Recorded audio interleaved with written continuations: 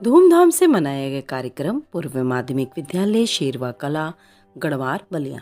7 अप्रैल को पूर्व माध्यमिक विद्यालय शेरवा कला शिक्षा क्षेत्र गढ़वार जनपद बलिया के विद्यालय पर वार्षिक उत्सव, प्रवेश उत्सव और छात्र प्रतिभा सम्मान समारोह का आयोजन हुआ।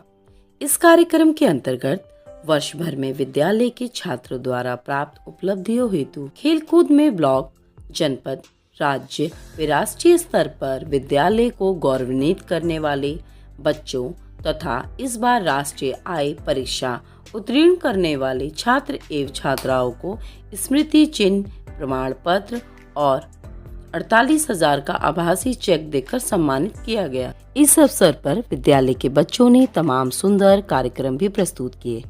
इस अवसर पर मुख्य अतिथि श्री बृजमोहन प्रसाद अनाड़ी, विशिष्ट अतिथि श्री शिव कुमार कौशिकै, कवि व शिक्षक श्री विद्याचल सिंह, युवा कवि मुकेश चंचल, राष्ट्रीय आय परीक्षा उत्तीर्ण करने वाले छात्र छात्राओं को छात्रवृत्ति दिलाने में महत्वपूर्ण भूमिका निभाने वाले आशुतोष तिवारी, विमल कंप्यूटर संचालक दुर्गेश चौरसिया, प्रधानाचार्य शिवमंगल सिंह, इंटर कॉलेज व अन्य शिक्षक व अभिभावक उपस्थित रहे।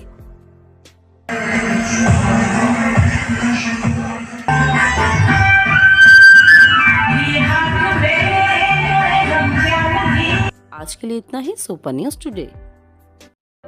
सतीश चंद्र महाविद्यालय जहां नटराज सांस्कृतिक क्लब के तत्वाधान में भातखंडे संगीत विश्वविद्यालय लखनऊ से संबद्ध 7 दिवसीय संगीत कार्यशाला का समापन समारोह संपन्न हुआ। कार्यक्रम का शुभारंभ महाविद्यालय के प्राचार्य प्रोफेसर वैकुंठ नाथ पांडे द्वारा मां सरस्वती के चित्र पर माल्यार्पण एवं दीप प्रज्वलन के साथ हुआ।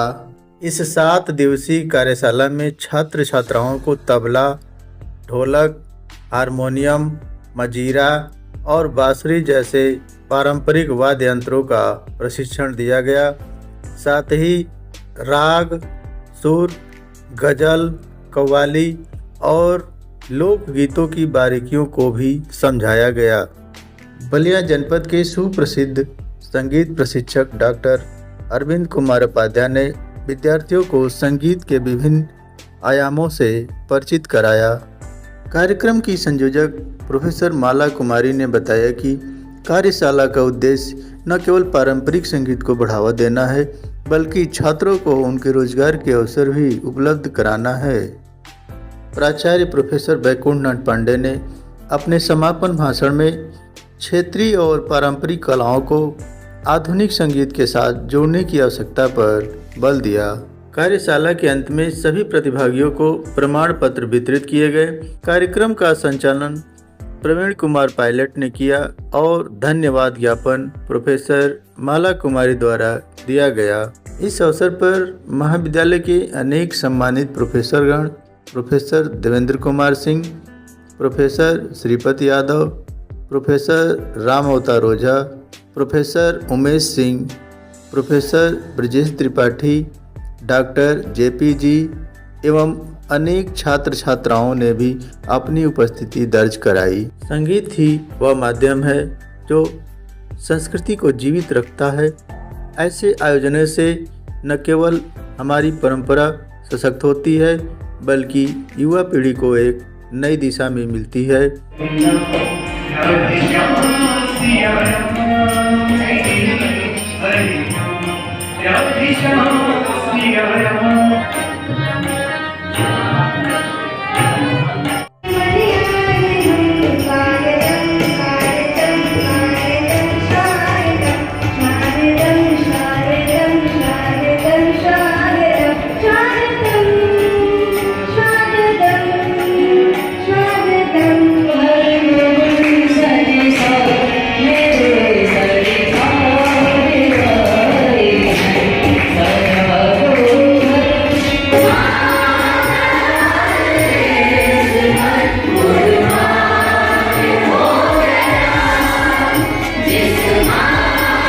आज के लिए इतना ही।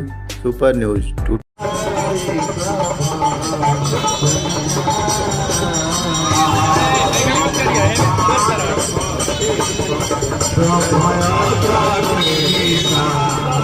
तो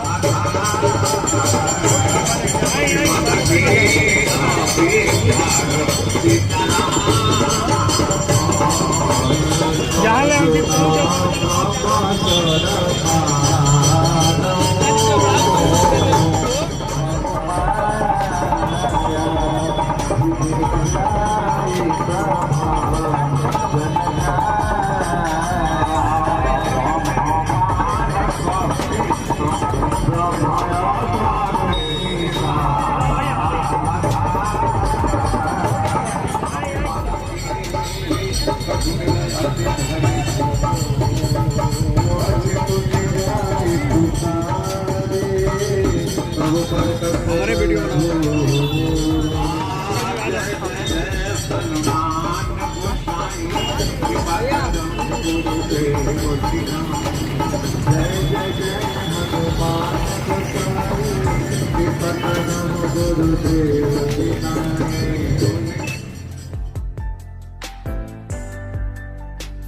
एंड आप कहते हैं कि देखिए औकाफ में 8 लाख एकड़ है। अरे भैया, आपके हिंदू टेम्पल्स में भी इतनी संपत्ति है, वहां आप क्या कर रहे हो? वहां आप क्या कर रहे हो? बाकी स्टेट्स में देखो ना।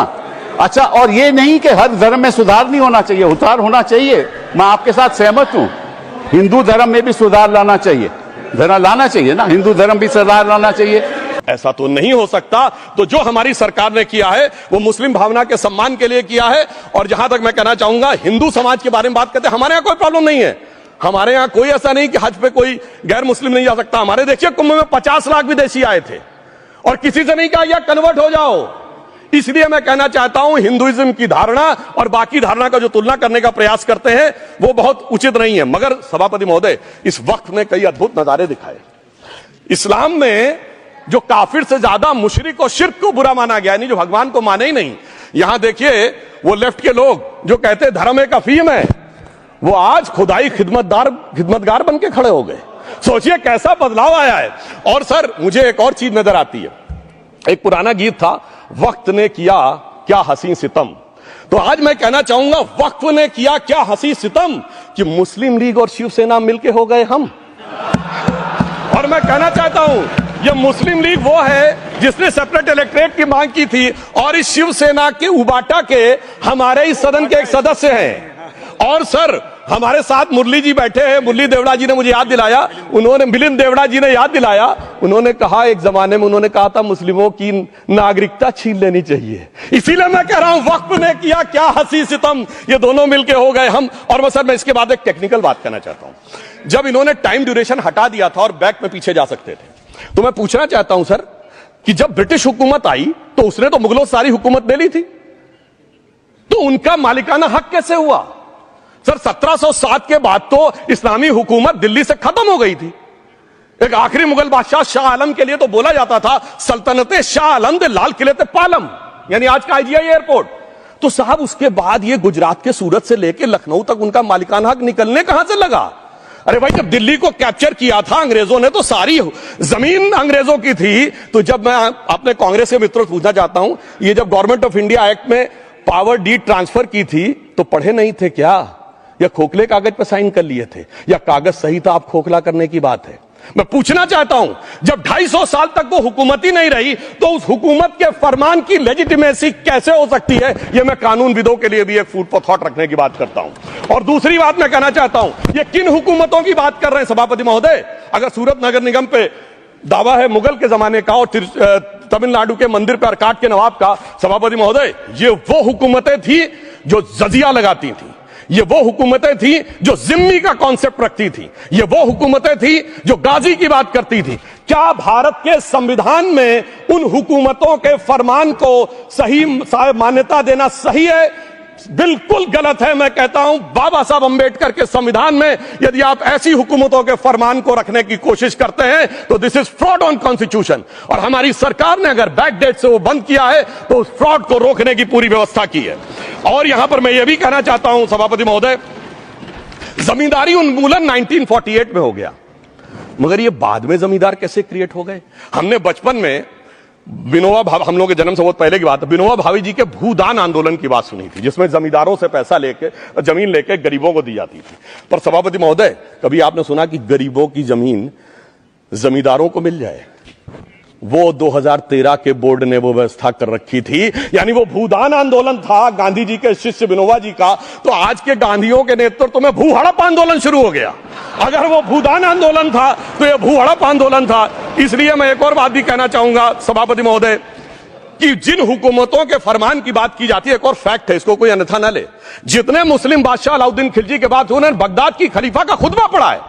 That is a foreign rule, it's on record. कैसे उसको भारत सरकार मान्यता दे सकती है? इसलिए मैं कहना चाहता हूं, जरा सा गौर से देखेंगे तो हकीकत आपके सामने आ जाएगी। और क्या कभी किसी ने कल्पना की, किसी क्रिश्चियन ने तो नहीं कहा कि इंडिया गेट हमारा है, गेटवे ऑफ इंडिया हमारा है, और चर्च नहीं सही फिर भी चर्च गेट हमारा है, तो फिर यह केवल किसी एक के दिमाग में क्यों आती है?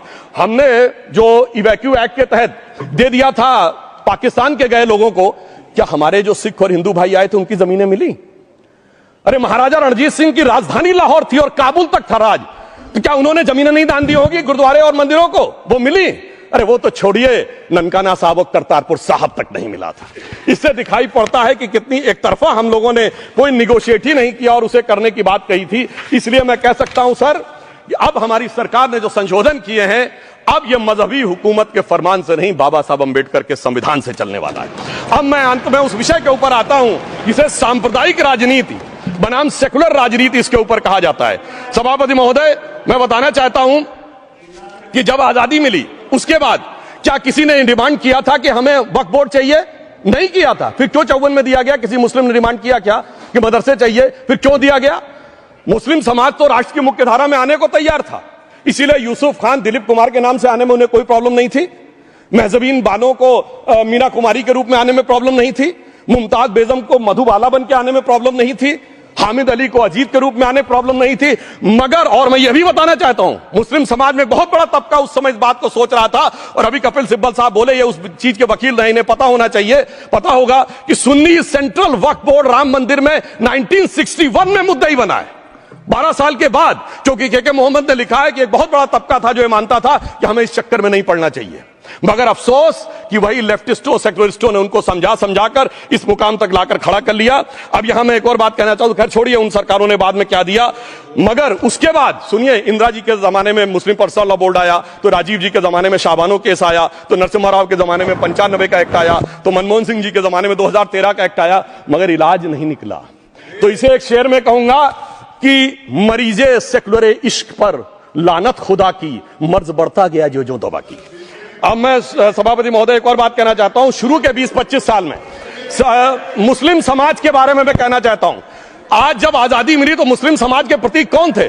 उस्ताद बिस्मिल्लाह खां, उस्ताद फरीदुद्दीन डागर, उस्ताद बड़े गुलाम अली, उस्ताद जाकिर हुसैन, जिनकी अभी कुछ दिन पहले डेथ हुई, बड़े बड़े नगमा निगार, हसरत जयपुरी, मजरूर सुल्तानपुरी, साहिर लुधियानवी, कैफी आजमी, जोश मलियाबादी, जिगर मुरादाबादी। अब सर क्या हो गया? तब मुस्लिम समाज इन अदब के शाहकारों के साथ जोड़ा जाता था। आज मुस्लिम समाज का नेतृत्व किन लोगों के साथ जोड़ता है? इशरत जहां, याकूब मेनन, मुख्तार अंसारी, अतीक अहमद, दाऊद इब्राहिम।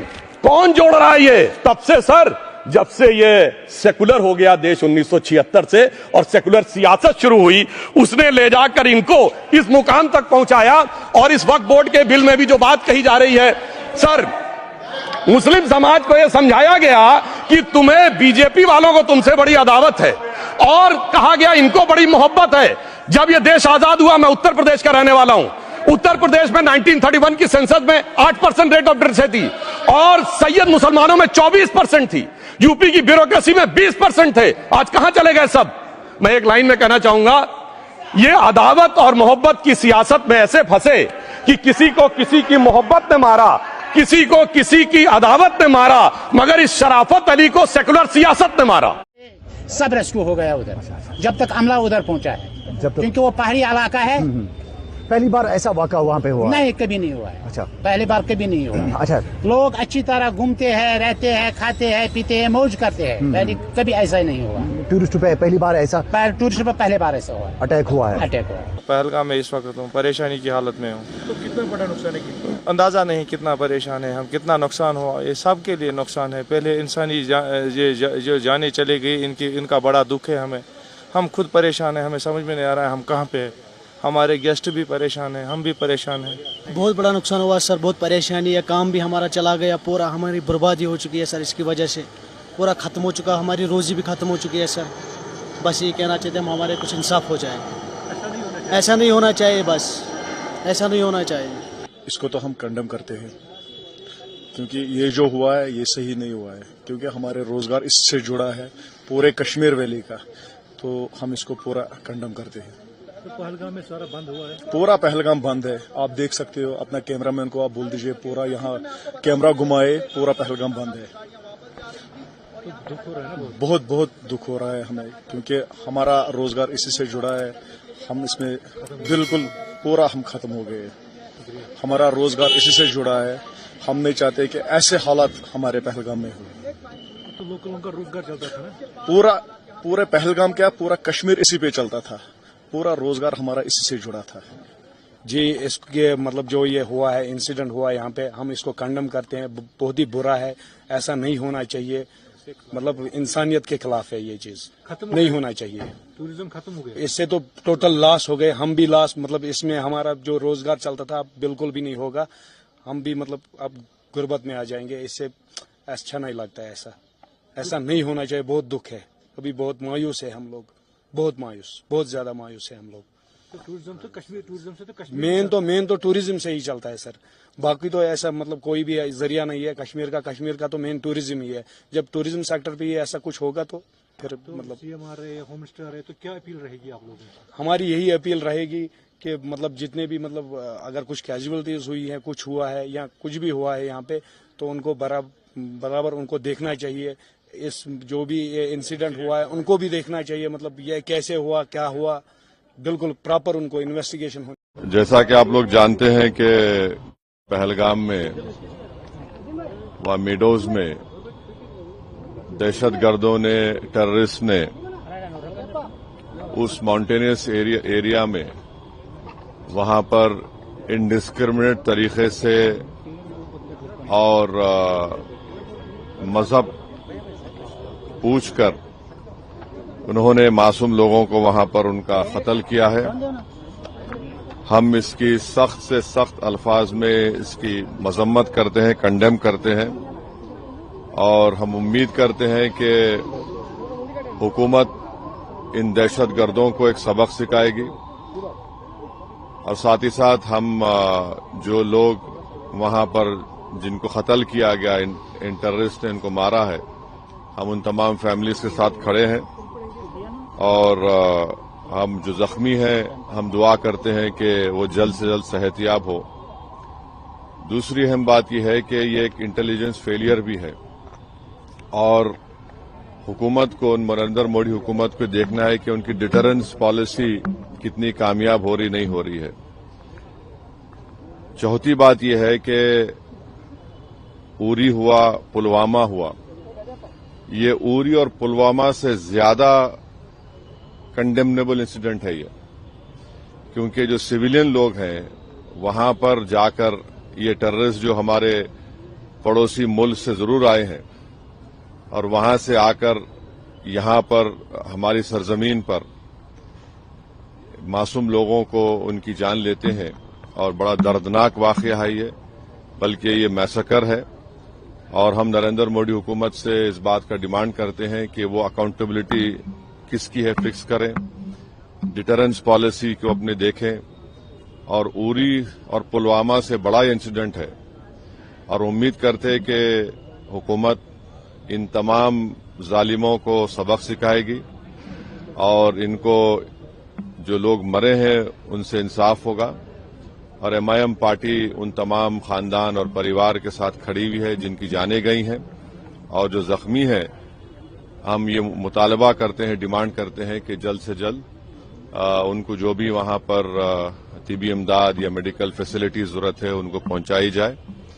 और ये कंडेमनेबल इंसिडेंट है। इसमें कश्मीर में टूरिज्म इंडस्ट्री को बहुत बड़ा इससे नुकसान पहुंचाने की कोशिश की जा रही है और ये टेररिस्ट जो आए हैं पड़ोसी मुल्क से, इनका एक ही मकसद है कि टेरर फैलाया जाए, मासूम लोगों की जान ली जाए और ये इनका एक तरीके से वहां से आना यहां पर हमारी सरजमीन पर और आकर इस इलाके को चूज करना, क्योंकि आप टेरेन आप देखेंगे पहलगाम में वो मेडोज जो है वहां पर घोड़े के ऊपर जाना पड़ता है आपको, ऐसा रोड भी नहीं है। तो ये बड़ा ही दर्दनाक और तकलीफदेह बात है और गवर्नमेंट ऑफ इंडिया और नरेंद्र मोदी सरकार से हम यही कहते हैं कि ये उरी और पुलवामा से ज्यादा खतरनाक और दर्दनाक है और जितना जल्दी हो सके गवर्नमेंट उन परिवारों को से इंसाफ करे और हम तमाम कंडेम करते हैं और उम्मीद करते हैं कि हुकूमत इस पर एक स्ट्रिक्ट एक्शन लेगी। सर कैसा टाइप ऑफ सिक्योरिटी होना चाहिए कश्मीर में? क्या बोले? स्टेटमेंट में दिया हूं वो उतना काफी है। अब ये बाद में बोलेंगे सिक्योरिटी कैसा होना बोल तो सिक्योरिटी फेलियर हुआ है ना, वहां पर सिक्योरिटी फेलियर हुआ है। क्योंकि आप देखिए पिछले साल रीसी एक एरिया है, ये वैष्णो देवी करीब है, वहां पर भी 9 टेररिस्ट को पिछले साल जुलाई में मारे थे। रीसी इन वैष्णो देवी लास्ट ईयर जुलाई में, एग्जैक्टली लास्ट ईयर जुलाई में 9 टूरिस्ट को वहां पे आके लोग टेररिस्ट आकर पाकिस्तान से वहां पर उनका मर्डर करे, उनको हमला करे उनके ऊपर। तो इन चीजों को रोकने की बहुत जरूरत है। अकाउंटेबिलिटी फिक्स होना जरूरी है। डिटरेंस पॉलिसी क्या है गवर्नमेंट उस पर चेक करे, क्योंकि हम सर्जिकल स्ट्राइक भी किए, बालाकोट भी किए ना हम लोग। और तीसरा यह है कि गवर्नमेंट को ये समझना चाहिए कि ये उरी और पुलवामा से ज्यादा दर्दनाक है ये, और उम्मीद करते हैं कि ये जो टेररिस्ट पाकिस्तान से क्रॉस करके आए इनको गवर्नमेंट ऑफ इंडिया सबक सिखाएगी और इंसाफ करेगी जिन लोगों की जानें गई हैं। अब हैदराबाद के हमारे एक आईबी ऑफिसर की मौत हुई, कई ऐसे लोग हैं जो अपना मैरिज एनिवर्सरी बनाने गए, कई ऐसे लोग हैं जो अपनी शादी करके गए। तो ये तो बड़ा दर्दनाक है।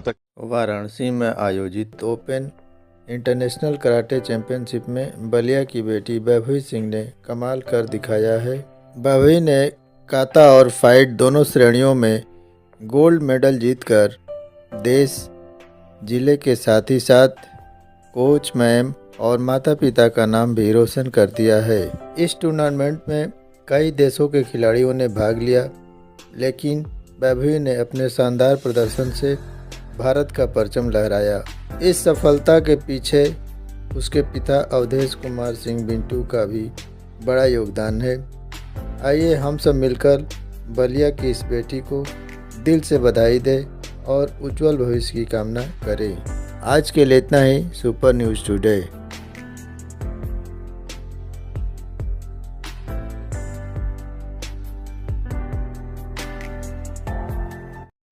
18 बॉर्डर पे जैसे ही हमने एंट्री करी, एक 4 माएँ रो रही थी। उन्होंने अपने बच्चों को 1.5 साल बच्चों को बीएसएफ वालों ने अंदर ले लिया ग्रीन पासपोर्ट देख के, और जो उनकी माएँ थी ब्लू पासपोर्ट की, उनको उन्होंने साइड में कर दिया कि आप नहीं जा सकती। जब हम पहुंचे हमारे साथ भी यही सलूक हुआ गया कि उनको साइड में कर दिया। ब्लू पासपोर्ट है, नहीं जाएंगे, ब्लू पासपोर्ट है। वो सुनने को तैयार ही नहीं है कि ब्लू पासपोर्ट के अंदर क्या क्या कहानी है, उन्होंने नहीं देखी। तब यह आप जैसे ही मीडिया भाई थे, वो लोग वहां खड़े थे, हमने हमारी गुहार, हमारी आवाज उन तक पहुंचाई कि आप जहां तक भी आवाज पहुंची जाए कि वहां तक पहुंचाइए कि यहाँ से मैं कुछ नहीं जानती, हालात कब नॉर्मल होंगे ये भी नहीं जानती, क्या होगा ये भी नहीं जानती, किसने किसको मारा ये भी नहीं जानती। वो भी बेकसूर थे और हम भी वो मर गए, हमको जीते जी मारा जा रहा है। हमारे बाबा को ले लिया गया, आपको नहीं लिया गया, ये क्या नाम? मेरी बहन के बच्चों को ले लिया, मेरी बहन बड़ी वाली बहन है, उसके बच्चों को ले लिया गया है, माया को नहीं लिया गया। इसमें मेरी बहन के बच्चे और भी जो दूध पीता हुआ बच्चा है, बीएसएफ वालों ने क्या उनके वालिद वहाँ खड़े, अरे वो बच्चा कैसे रहेगा? इंसानियत कहाँ गए? तो पाकिस्तान एक्सेप्ट कर रहा था आपको? बिल्कुल कर रहा था, लेकिन ये भारत नहीं जाने दे रहा, वहां से भी नहीं आने दे रहा। जब यहाँ से टाइट प्रोटोकॉल हो गए नहीं तब उन लोगों ने भी टाइट प्रोटोकॉल अपनी जो गाइडलाइंस है जारी कर दी कि अब वो हिंदुस्तानी भी वहाँ नहीं रह सकता। मेरा नाम नौरीन खान है। आपके बच्चों को एक्सेप्ट कर लिया गया, आपको नहीं जाने दिया?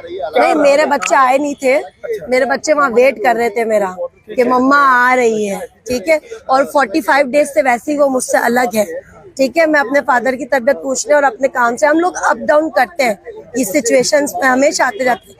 लेकिन इस बार उन्होंने ये कह दिया कि ब्लू पासपोर्ट नहीं जाएगा तो नहीं जाएगा, चाहे वो अंदर नेशनलिटी केस है, चाहे वो कोई भी केस है। अब वो मैं अपने बच्चों को कैसे एक्सप्लेन करूं, मुझे उसका जवाब चाहिए। सोचे ना आप। तो भारत की ओर से रोका गया है कि पाकिस्तान की? भारत की ओर से हमें रोका गया है कि हम अंदर एंटर नहीं देंगे। तो आपके बच्चों से मुलाकात हुई? कैसे हुई? कहाँ से हुई? हमें अंदर ही नहीं जाने दिया बीएसएफ वालों ने, तो वहाँ कैसे पहुँचूंगी मैं? 3-3 साल के बच्चों को लेके क्रॉसिंग करा दी, मार बाहर रो रही है। कितने लोग थे वहाँ? 30 मेरे जैसी 30 बहनें थी वहाँ पर जो ये केस भुगत रही थी मेरे जैसा। कोई कहीं से आया था, कोई कहीं से आया था, कोई कहीं से आया था। नाम बता दीजिए। मेरा नाम अफशीन जहांगीर है और बस सर मैं बहुत फेड अप हुई, बहुत थक गई। अफशीन जहांगीर है मैं रहती कराची में हूँ, शादी मेरी वहाँ हुई भी है, 11 साल हो गए मुझे और मेरे 2 बच्चे हैं और यहाँ पर मेरे मम्मी पापा का घर है जोधपुर में। मैं मिलने के लिए आई थी, 30 दिन हो गए मुझे यहाँ पर, मेरे जाने के दिन थे, लेकिन ये गाइडलाइन के बाद में इमरजेंसी के अंदर हम लोग यहाँ से निकले कि भाई हम तो नेशनलिटी केस में शायद हमें एग्जिट देंगे, लेकिन जो वहाँ पर जाके मैंने मंजर आम देखा है कि वहाँ पर 1.5-2 साल के बच्चे जो पाकिस्तानी इंडियन माओ के बच्चे थे, उन्हें वहाँ पर पासपोर्ट लेके बीएसएफ वालों ने अंदर बॉर्डर क्रॉस करवाया और माए दरवाजे के बाहर रो रही हैं कि हमारे बच्चे, लेकिन हम क्या करें, वो कह रहे हैं हमारे हाथ में कुछ नहीं है। मेरे बच्चे मुझे वहाँ लेने आए थे, मुझसे बार बार सवाल कर रहे हैं कि मम्मा आप कब आओगी। मैं कैसे समझाऊं उनको कि मैं कैसे आऊंगी। अगर जो भी गाइडलाइंस आपने चलाई थी हमारे लिए भी तो कुछ करते ना। नेशनलिटी हमें अभी मिली नहीं है, 11 साल हो गए हैं मुझे, नेशनलिटी की स्लिप मौजूद है, जिस दिन मुझे वो नेशनलिटी मिलेगी वो स्लिप जमा हो जाएगी, लेकिन मेरा घर तो वही है ना। मैं तो अपने मायके आई थी और आज मैं इतनी मुसीबत से, हम लोग 3 घंटे में तैयारी करके वहाँ गई और 900 किलोमीटर है जोधपुर से वहाँ पर, कितना पैसा बर्बाद हुआ है। मेरे हस्बैंड वहाँ से इमरजेंसी में आए, मेरे बच्चों को लेके आए। सबसे पहले तो मेरे बच्चों के सवाल का जवाब दो कि मैं उन्हें कैसे समझाऊं कि उनकी माँ कब आएगी। मुझे जवाब चाहिए इस बात का। मुझे, मेरी बहन को, मुझ जैसी ऐसी 30 बहनें खड़ी हुई थी बॉर्डर पे, जो रो रही थी, जो गिड़गिड़ा रही थी, जो तरस रही थी अपने बच्चों के लिए। उनका सवाल का जवाब दो। हम लोग कैसे जाएंगे यहाँ से? ये हमारा कसूर थोड़ी ना है कि हमारी शादी वहाँ हुई भी है या हमें नेशनलिटी नहीं मिली है। इवन वहाँ पर जो पाकिस्तानी लड़कियां फंसी हुई है, उनसे भी यही कहा जा रहा है कि इंडियन बच्चों को भेज दो। माँ कैसे रहेगी? क्या आपके बच्चे नहीं है? आपके बच्चे नहीं है क्या? हमारा हम जायज खड़े नहीं है? हमारा राइट नहीं बनता बोलने का? इसके बावजूद भी अगर किसी को लगता है सही है नहीं सही है, वो खुदा पूछेगा उसको। और जो कुछ भी चल रहा है ना यहाँ पर, मैं विनती करती हूँ हमारे जाने का प्रबंध करें। 4 दिन से करे, हफ्ते भर से करे या 10 दिन से करे, हमारे लिए रास्ता खोले। हमारा घर वही है। ये मेरी बहन 20 साल से वहाँ रह रही है, इसकी 2 बच्चों को वहाँ छोड़कर आई है।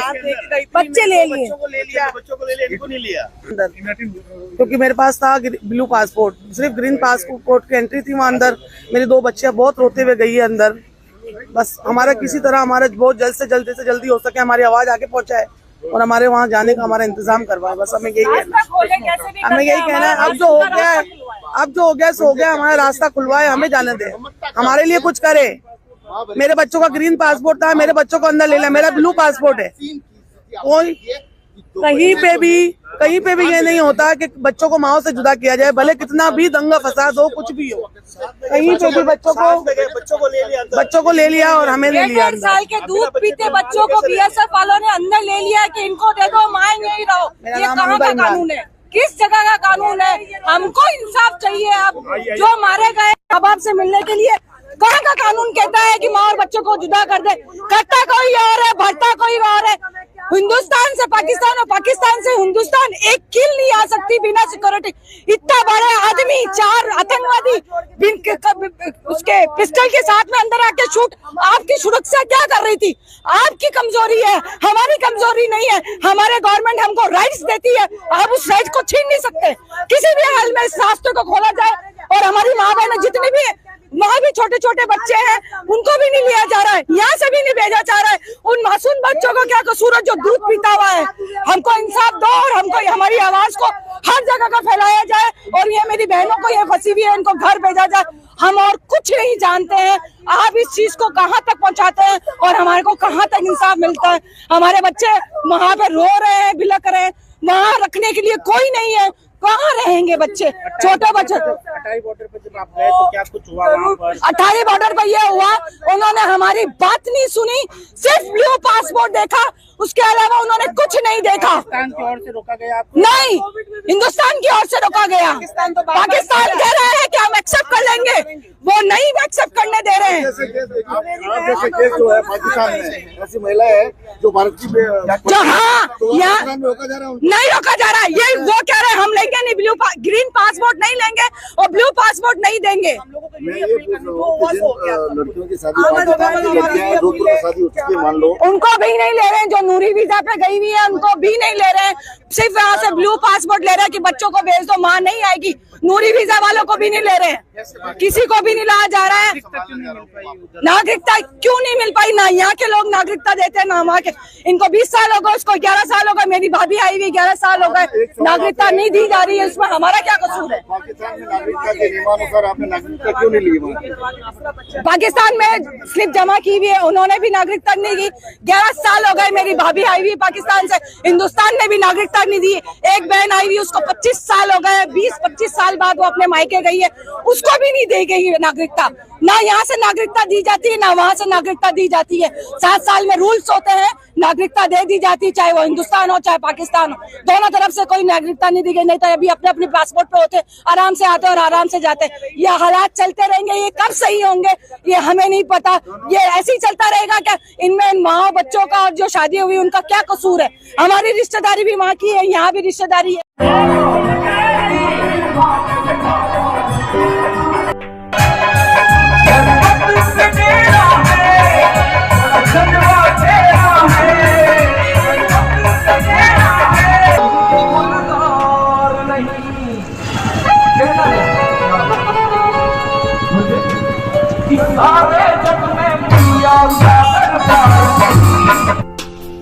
जो बात को पसंद कराते रहेंगे आप लोग का मन में बात को खाते रहेंगे। एक बार बोलिए बड़े शेर बाबा, क्या बात है?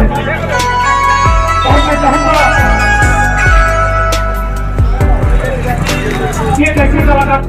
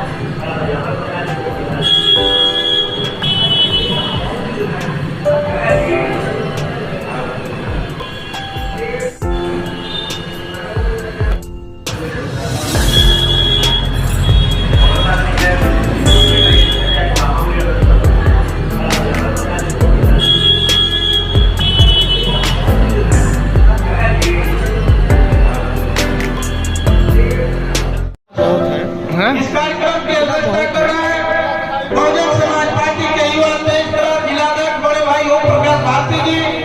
मैं आपका भी स्वागत सम्मान करना चाहता हूँ। इस कार्यक्रम में उपस्थित इस कार्यक्रम की अध्यक्षता कर रहे हैं बहुजन समाज पार्टी के युवा जिलाध्यक्ष बड़े भाई ओम प्रकाश भारती जी। मैं आपका भी स्वागत सम्मान करना चाहता हूँ। इस कार्यक्रम में उपस्थित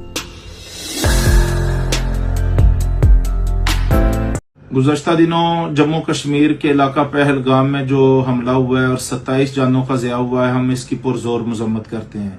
इस हमले की आड़ में हिंदुस्तान के मीडिया ने मुझे मोर्द इल्ज़ाम ठहराया, फौरी तौर पर पाकिस्तान पर इल्ज़ाम तराशी की है और गुज़श्ता 24 घंटे हिंदुस्तान का मीडिया इल्ज़ाम तराशियों पर उतरा हुआ है। तो ये भी नहायत अफसोसनाक वाक़या है। और अब हिंदुस्तान ने सिंध ताश मुआहदे को भी मुस्तरद कर दिया है और मुअत्तल कर दिया है और पाकिस्तान के वो पानियों को रोकना चाहता है और पाकिस्तान की ज़राअत को, पाकिस्तान की सनत को वो तबाह करना चाहता है। वो एक जंगी दुश्मन है। उसने मकबूजा कश्मीर में भी 10 लाख फौज भेज के एक जंग की कैफियत पैदा की हुई है और वो पाकिस्तान के अमन को भी तबाह करना चाहता है। तो हम हिंदुस्तान के अज़ैम को समझते हुए दुनिया से ये मुतालबा करते हैं कि वो आंखें बंद करके हिंदुस्तान की हिमायत करने की बजाय वो हक और सच के साथ खड़े हों, हिंदुस्तान की जारहियत की मजम्मत दुनिया करे। और ये जो कश्मीर के इलाका पहलगाम में हिंदुस्तान ने खुद साख्ता ड्रामा रचाया है, हम इसको मुस्तरद करते हैं। ये उसकी सोची समझी साजिश है और इसका हक़ायक़ के साथ पाकिस्तान या पाकिस्तान के किसी पुरअमन शहरी के साथ हरगज कोई ताल्लुक नहीं है।